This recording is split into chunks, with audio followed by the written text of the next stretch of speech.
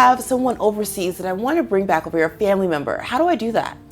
Well, U.S. citizens can sponsor their family members. Permanent residents can sponsor their family members. And those who are here as principal applicants on a visa, their family members usually derive their benefits from the family member. So who is considered a family member? That's a very good question. Yeah. So typically kids under 21 gets to piggyback on the green card process. And then we go into the immediate relative category.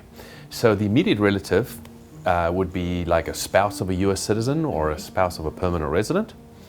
And then an immediate relative for purposes of immigration is also the parent of a U.S. citizen.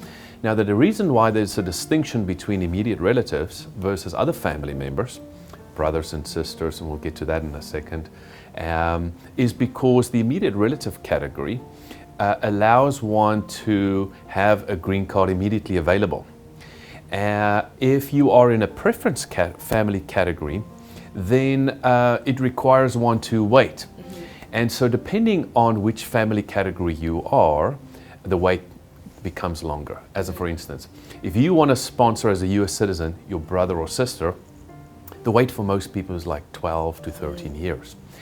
If you want to sponsor as a permanent resident your spouse, you have to wait about 3 or 4 years.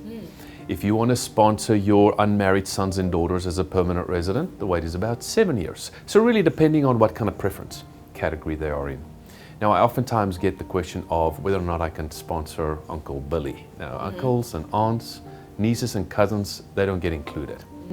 Okay, well, what about fiancés? Only U.S. citizens can sponsor the fiancés, and the requirement is that you must have met in person, old school. Doesn't matter where. You must have met in person in the last 2 years before you file the application. And then the wait time is about 12 to 14 months to navigate through that process before the fiancé can come over. Now, once the fiancé comes over, it's a one-way ticket. You come in and within 90 days, then you need to get married to your U.S. citizen spouse. Then after that, the green card follows. You fall in an immediate family category. There's no wait as far as green cards are concerned, other than like preference categories. And then you'll be able to become a conditional permanent resident. Okay, well, this is all great information. If people want to learn more, get in touch with you, how can they do that?